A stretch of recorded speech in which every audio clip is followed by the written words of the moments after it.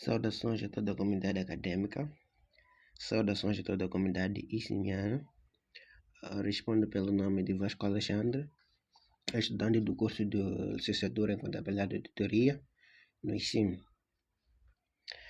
Vim por meio desta apresentar um trabalho, cujo esse trabalho ele está ligado à cadeira Contabilidade Financeira 2, lecionada pelo docente Abílio Muxanga.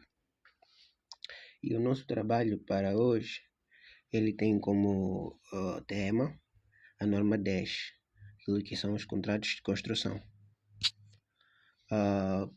Como tópicos do nosso trabalho, teremos os objetivos, que é o objetivo da norma, teremos o âmbito da norma, onde a norma deve ser aplicada, teremos a combinação e segmentos de contratos de construção, teremos aquilo que é o rédito do contrato, teremos o reconhecimento do rédito e dos gastos do contrato, também teremos aquilo que são os reconhecimentos de perdas esperadas, alteração nas divulgações, alteração nas estimativas, teremos aquilo que são as divulgações, questionários e exemplo prático.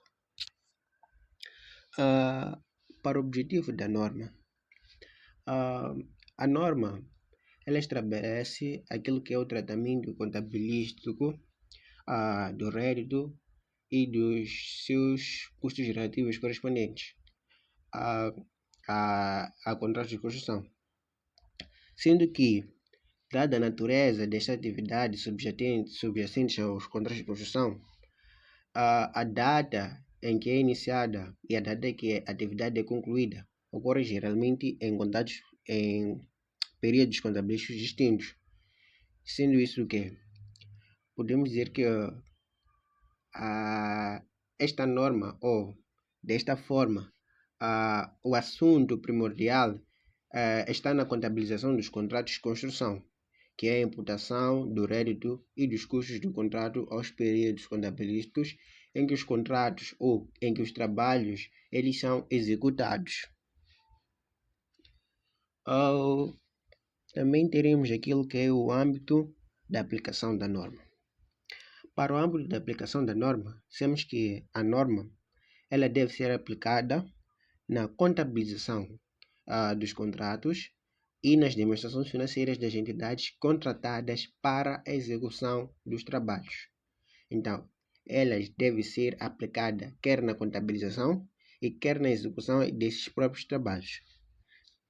Dizemos que um contrato ele pode ser negociado tanto para a construção de um ativo único, como uma ponte, uma barragem, uma estrada, um navio ou um túnel. Sendo que este contrato de construção, ele também pode dizer respeito à construção de conjunto de ativos intimamente relacionados, ou podemos dizer que interdependentes, em termos da sua concepção, tecnologia e função ou de seu objetivo ou utilização funcional. Para que esta norma tenha efeito, os contratos de construção eles devem incluir contratos de prestação de serviços que estejam diretamente relacionados com a construção de um ativo. Ora vejamos, temos o exemplo dos relativos a serviços dos projetistas e arquitetos. Também temos que estes contratos para demolição, ou seja, restauro de ativos e a recuperação do meio ambiente após a demolição de tais ativos. Sendo que também temos a combinação e segmentação dos contratos. Na combinação e segmentação dos contratos, temos que na combinação de contratos, vários contratos devem ser tratados como um contrato único. Estes devem ser tratados sendo que são negociados como um pacote único com objetivo comercial global, sendo que os contratos eles estão muito interrelacionados, desde que estejam na sua prática inseparáveis. Temos que os requisitos desta norma, eles são geralmente aplicados separadamente a cada contrato de construção. Por isso temos que eles são contratos que devem ser tratados como um único contrato, sendo que deve respeitar certos critérios. Contudo, essas circunstâncias é necessário aplicar a norma a componentes separadamente identificáveis de um único contrato ou grupo de contratos que seja para refletir a substância do contrato ou do grupo de contratos. Sendo que quando um contrato ele abrange vários ativos, a construção de cada ativo deve ser tratada como um contrato de construção separada. Mas antes disso ele deve obedecer essas condições, como desde que esta ela tenha submetido propostas separadas para cada um dos ativos, sendo que cada ativo ele tenha sido sujeito à negociação separada e as contratantes tenham estado em condições de seja aceitar ou rejeitar a parte do contrato relativa a cada ativo. E os certos custos ou os custos dos réditos de cada ativo eles possam ser identificados. O que isso quer dizer? Quer dizer que um grupo de contratos, quer efetuados com um único cliente, quer ter sido feito com vários clientes, ele deve ser tratado como um único contrato de construção. Como ser tratado como um contrato de construção? Eis que aí entra o grupo de contratos. Temos que o grupo de contratos, desde que ele tenha sido negociado com uma empreitada, e os contratos eles estejam de tal forma interrelacionados que sejam de fato parte de um único projeto com uma margem de lucro global. Por isso é que dissemos que são negociados com um pacote único com objetivo comercial global. E certos dissemos que também os contratos eles sejam executados simultaneamente ou em sequência contínua.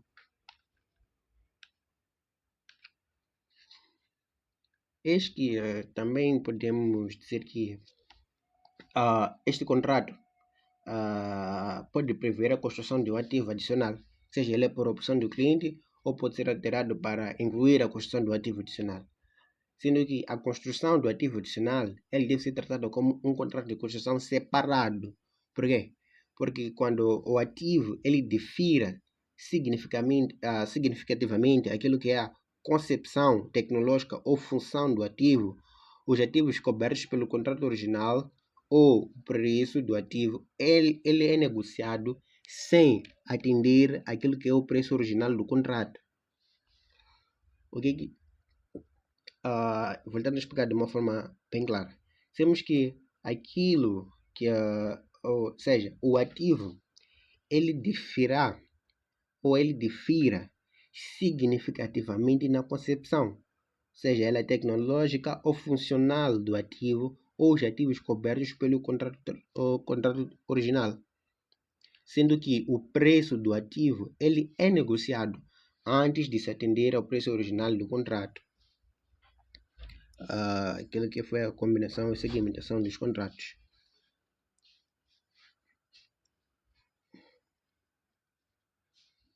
Temos também que segmentação do contrato, um contrato ele deve ser dividido em componentes separáveis, quando cada componente é sujeito a negociação separada, cada parte ela tem margens identificáveis e independentes, e os componentes podem ser separados tecnicamente e funcionalmente, aquilo que estávamos a explicar aqui. Rédito do contrato. O que é isso de rédito do contrato? O rédito do contrato,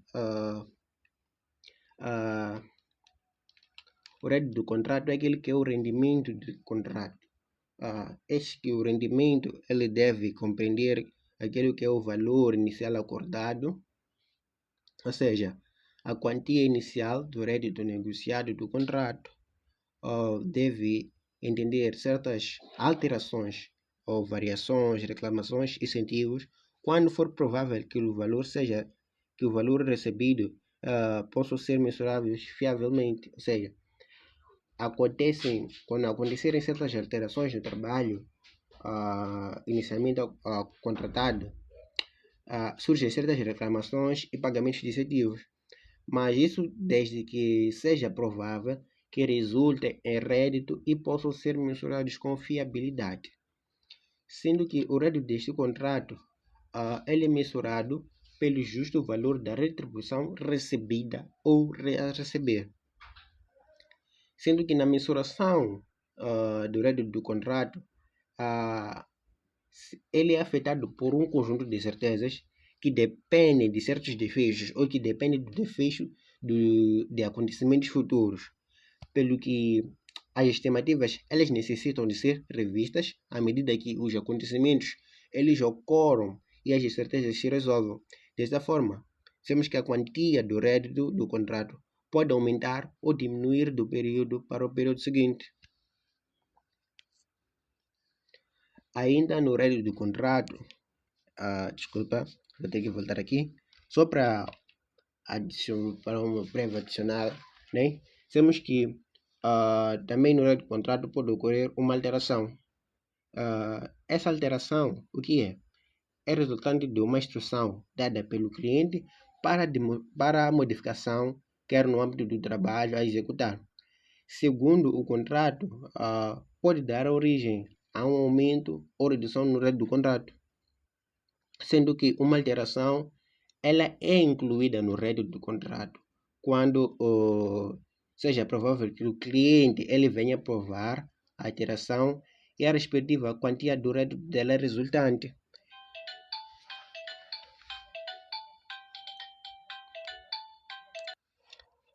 Continuando, dizemos que a quantia do rédito pode ser mensurada com a fiabilidade. Também há casos que pode haver, além de uma alteração, pode haver reclamações. Temos que deve compreender as variações, reclamações e incentivos. Nas reclamações, temos que uma quantia reclamada é uma quantia que a entidade contratada ou o empreiteiro ele procura cobrar ao contratante, ou seja, aquele que é o cliente, né? Ou seja, o cliente a cobrar ao empreiteiro como reembolso dos custos não incluídos no preço daquele contrato, sendo que uma reclamação ela pode surgir, como por exemplo nos atrasos inevitáveis ao cliente, erros nas justificações ou na concepção e de alterações negociadas de trabalho.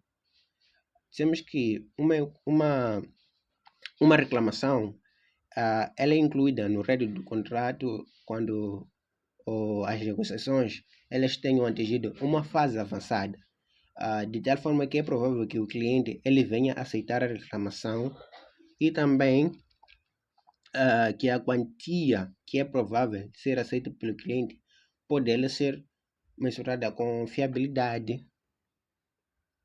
Indo para aquilo que são os incentivos, né? Os incentivos são quantias adicionais que o cliente que são pagas à entidade contratada quando atingimos os níveis, quando atingimos certos níveis, né? Quando excedemos os níveis de desempenho previsto, seja, por isso é que acontece o pagamento de incentivos. Então, esses incentivos eles são incluídos no rédito quando o contrato ele é suficientemente adiantado, ou seja, que é provável que estes níveis de desempenho previstos eles venham atingir ou venham exceder a quantia dos incentivos a pagar a serem mensurados com a fiabilidade. Custos do contrato. Os custos do contrato, temos que os custos do contrato devem compreender diretamente os custos relacionados com o contrato específico, os custos atribuíveis à atividade em geral e que possam ser imputados ao contrato. Ou seja, outros custos que são especificamente debitáveis ao cliente nos termos do contrato, sendo que os custos do contrato eles incluem os custos atribuíveis a esse contrato, no período que vai desde a sua data de adjudicação, né? Desde que vai a sua data de adjudicação até a conclusão dos trabalhos. Sendo que há relacionamento dos custos diretamente com o contrato, ou seja, existem ou os custos eles se relacionam diretamente com o contrato e eles são suportados para assegurar que a adjudicação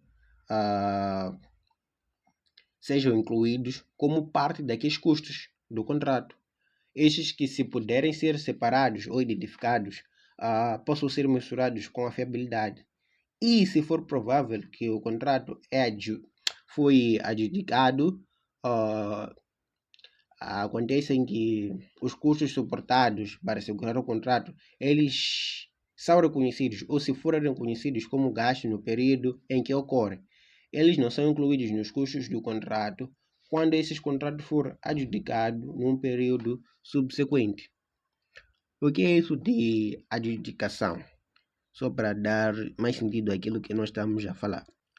Sabemos que a adjudicação ela é um ato de atribuir oficialmente um bem, um contrato, né? Àquele que é o bem requerente. É um ato de atribuir oficialmente, ou seja, por isso é que dizemos que os custos no período, dizemos que os custos do contrato, eles incluem os custos atribuíveis a esse contrato no período em que vai desde a sua adjudicação, ou seja, no período da sua oficialização até a conclusão desses trabalhos. Passando para aquilo que são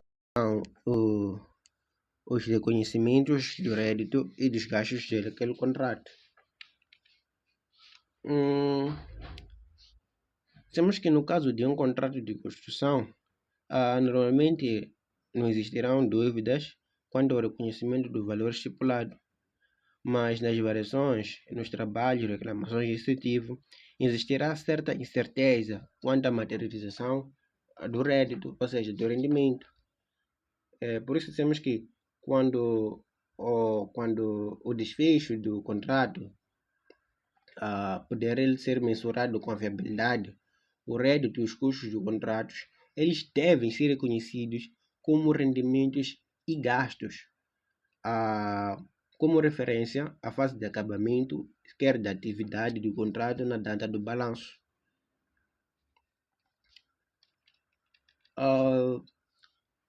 No caso de um contrato com preço fixado, né?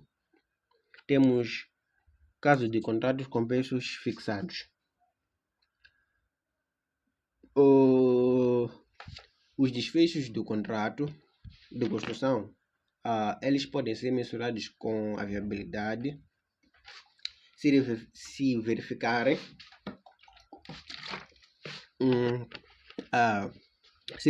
se o rédito, ou seja, o rédito total do contrato, ele pode ser mensurado com a fiabilidade.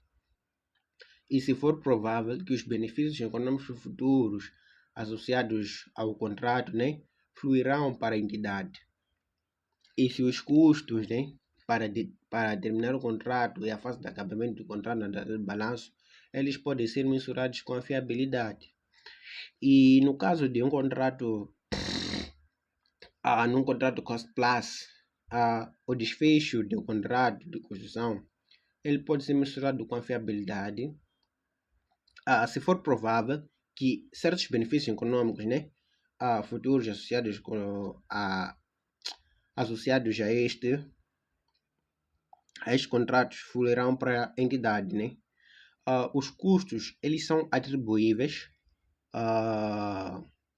ao contrato, quer sejam ou não reembolsáveis, por isso é que podem ser claramente identificados e mensurados com a fiabilidade.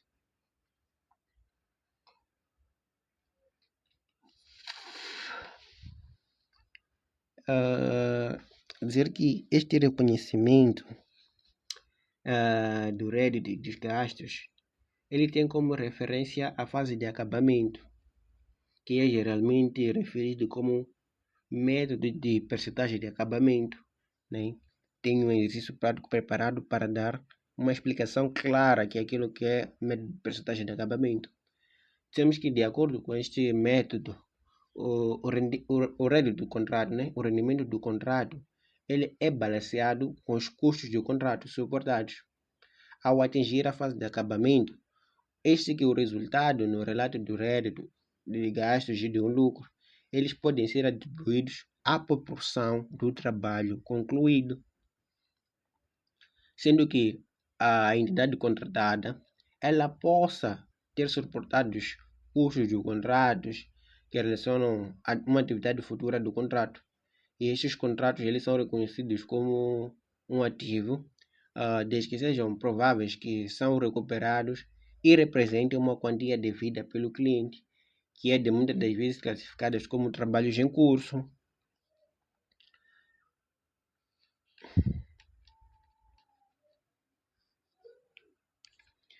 O reconhecimento de perdas. Quando há reconhecimento de perdas, temos que no reconhecimento de perdas acontecem que quando for provável, né, existe o reconhecimento quando for provável que os custos totais, quer dos rendimentos, né, quer do contrato, eles excedam o rédito total do contrato. Ou seja, a perda ou prejuízo esperadas deve ser reconhecida imediatamente como um gasto. Isto aplica-se mesmo que a norma, ou seja, mesmo que o contrato ele esteja apenas parcialmente executado, desde que o contrato ele excede o rédito total do contrato.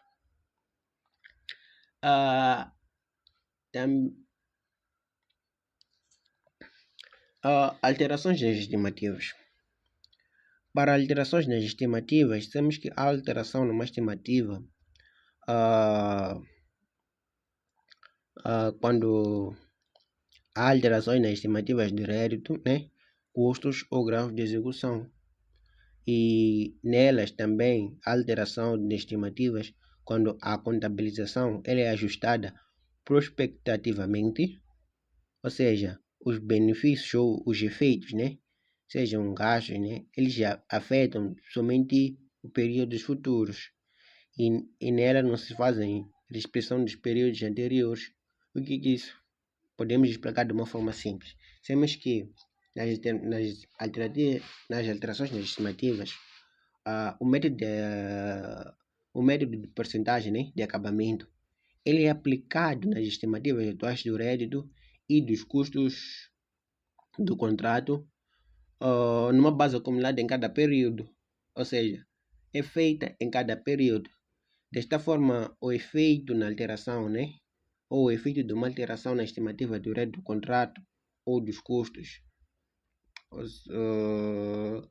eles originam aquilo que é uma alteração na estimativa de desfecho do contrato e são contabilizados como uma alteração nas estimativas contabilísticas, aquilo que podemos ver nas políticas contabilísticas, que é a norma 4, políticas contabilísticas e alterações das estimativas contabilísticas e erros. Estas que as estimativas alteradas, elas são usadas quer na determinação da quantia do rédito e dos gastos reconhecidos, na demonstração dos resultados do período em que a alteração ela é feita em períodos subsequentes.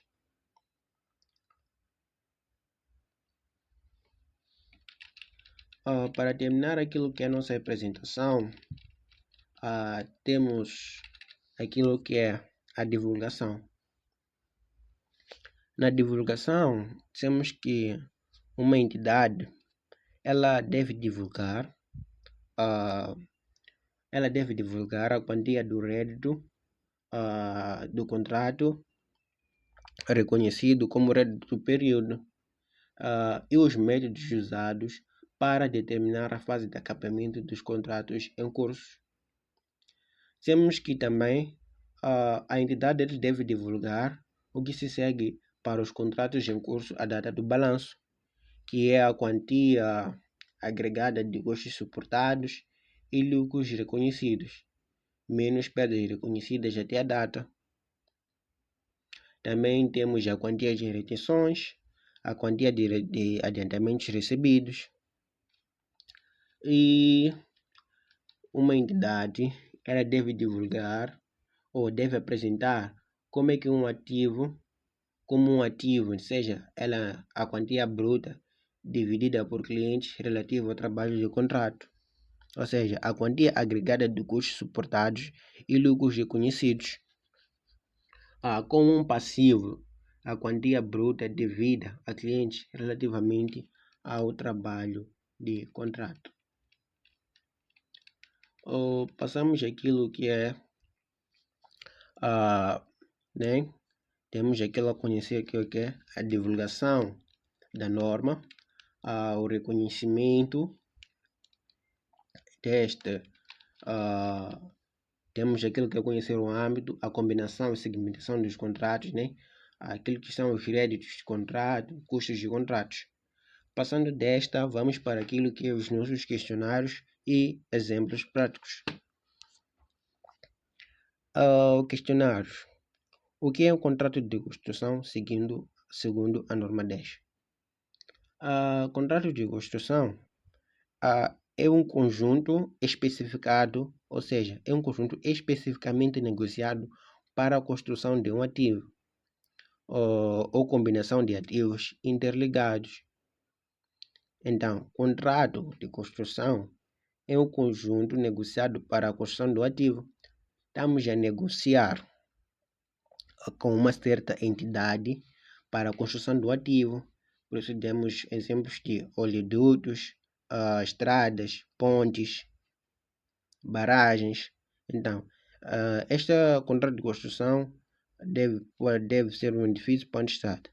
Também temos a prestação de serviços diretamente relacionadas com a construção. A segunda pergunta. O que acontece quando o resultado do contrato ele não pode ser estimado fiavelmente? Acontece que as receitas reconhecidas elas são reconhecidas apenas na medida em que seja provável recuperar os custos incorridos, ou seja, os custos reconhecidos como despesa no período em que ocorrem e o lucro ele não é reconhecido. Qual é o critério de reconhecimento do rendimento? Ou seja, daquilo que é o rédito, né?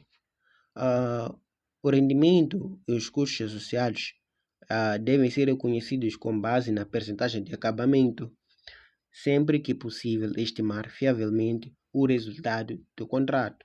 Então, sempre tem uma percentagem de acabamento do contrato. Ou seja, se uma empresa a certo nível atingir um nível de acabamento, é calculado através de percentagem.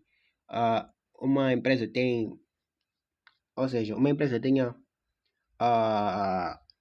um contrato de construção e tenha somente 20% de acabamento.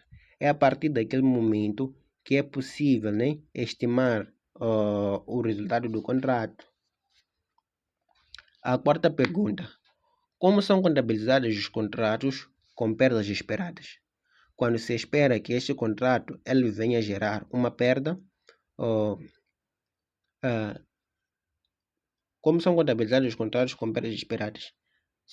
São contabilizados quando o contrato ele venha a gerar uma perda. Esta deve ser reconhecida de imediato como uma despesa, seja independentemente do grau de execução. Ela não espera um certo grau de execução, ela é imediatamente reconhecida como uma despesa. Para o quinto questionário, como são tratados os contratos ocupados ou divididos? Os contratos ocupados eles devem ser tratados como um único contrato, se forem eles negociados como um único pacote, e os contratos divididos eles devem ser separados se envolverem ativos distintos ou propostas separadas. Sexta questão. Como é determinada a percentagem de acabamento? A percentagem de acabamento ela pode ser determinada por vários métodos, seja método de proporção dos custos incorridos até a data em relação aos custos totais estimados do contrato, que é o método mais comum. Temos aquilo que é o inquérito ao trabalho executado e a conclusão física da obra. Para a sétima questão, há necessidade de divulgar informações nas notas? Sim, de acordo com a norma 10, ela exige a divulgação, quer ela do montante do rendimento no período, os métodos usados para determinar o rendimento e o grau de acabamento, e também os custos incorridos, lucros reconhecidos, adiantamentos recebidos. Temos a descrição de contingências, alterações ou incertezas relevantes. Para a nossa oitava e última questão, para entrar naquilo que é o exercício prático, como são apresentados os contratos no balanço? Os contratos, eles podem originar um ativo.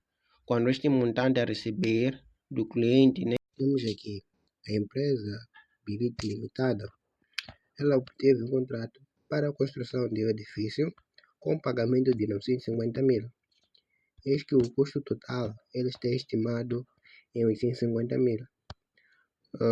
No ano N, os custos incorridos eles foram de 425 mil meticais.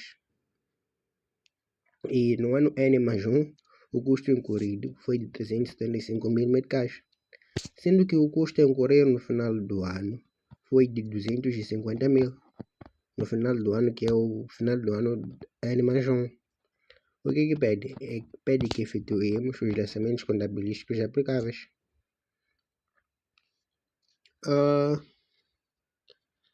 Para o ano N, antes de irmos ao ano N, temos que esta empresa obteve um contrato de construção do edifício, que o seu pagamento era de 950 mil e o custo estimado está em 150 mil. Então, podemos ver que através desse valor, nós teremos o rendimento de 100 mil, que é a diferença, né, do pagamento e o custo total estimado. Então, teremos o rendimento de 100 mil. Para o ano N, nós primeiro devemos fazer o quê? Fazer o reconhecimento, né? do rédito, né? Que será o grau de acabamento sobre os custos incorridos acumulados, grau de acabamento, teremos os custos incorridos acumulados a dividir o custo total estimado. Então, para os custos incorridos, né? Para os custos incorridos, nós teremos o valor de 425 mil, que corresponde ao ano N, que foi o nosso valor, né? Para o ano N, 425 mil. E o custo total estimado foi de 850 mil. Então, teremos este valor, que será os custos incorridos e o custo total vezes 100, que nos dará o valor de 50% de acabamento no ano N. E para reconhecer o rédito, neste caso, nós teremos que fazer uma outra conta, que será os 50%, multiplicamos pelo valor, né, do contrato ou valor de pagamento, que são estimados de 950 mil, menos o rendimento reconhecido dos anos anteriores. Como ainda não reconhecemos nenhum rendimento, então isso será igual a 475 mil, que é faremos os lançamentos para 49, acréscimos de diferimentos, 4923, redes de construção a débito, e a 72 teremos a prestação de serviços a crédito no valor também de 475 mil. Então, depois de ter feito esses lançamentos, passaremos para aquilo que é o ano N mais 1. No ano N mais 1, ele terá outro tratamento. Por quê? Pois estamos a dizer que este será o nosso último ano, sendo que neste último ano há um custo a incorrer, que é de 250 mil. Como é que incorreremos esse custo? Este custo ele será incorrido no custo total estimado, né? Então, teremos os custos incorridos acumulados, que estarão no valor de 800 mil, e o custo total estimado, porque no final do ano nós incorremos 250 mil, que é este. Então, o nosso primeiro custo total estimado estava avaliado em 250 mil. Então, tivemos 850 mil mais 850 mil, né? Do custo estimado. Então, fazendo essas contas, nós tivemos o valor de 76,19%. Então, nesses 76,19%, nós temos que calcular o grau de acabamento, né? Que é 76,19%, vezes o valor do contrato, ou o valor de pagamento do contrato, 950 mil, menos o RED reconhecido nos anos anteriores. No ano anterior, nós reconhecemos nosso RED no valor de 475 mil. Então, fazendo essas contas, nós teremos o valor de 248.805, sendo que também faremos os lançamentos para acréscimos e diferimentos. Também teremos a 493, redes de contrato, a débito 248.805 e a crédito teremos a 72, prestação de serviços, também no valor de 248.805. No ano N, tivemos lucro, prejuízo, reconhecimento. No ano N, nós tivemos um lucro de 50 mil, sendo que no ano N mais 1, tivemos aquilo que é o lucro, prejuízo e reconhecimento, tivemos o valor de 126.195. E o ano acumulado de N até N mais 2, o lucro, prejuízo reconhecido, foi de 76.195. Desta, nós sabemos que a diferença entre a perda total estimada e a perda total reconhecida, ela deve ser conhecida através de uma provisão. Bom, temos que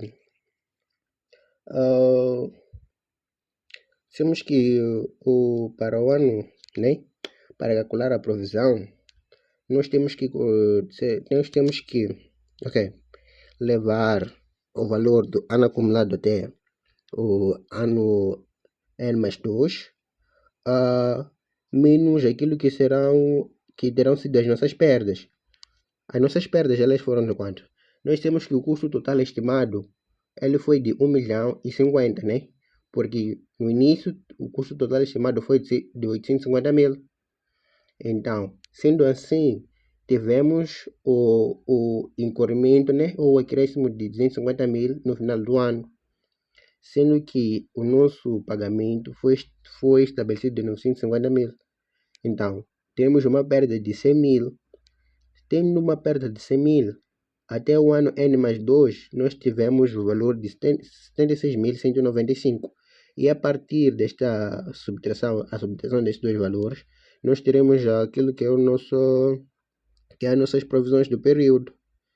Então, para a provisão do período, nós teremos o valor de 23.805, que será feito através do lançamento 67, provisões do período, 667, perdas de contratos de construção, a débito, né, no valor de 23.805.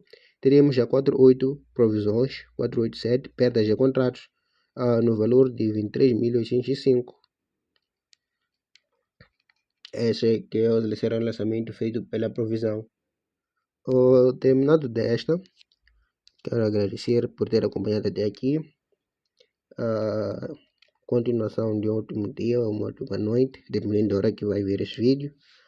Muito obrigado e até a próxima norma.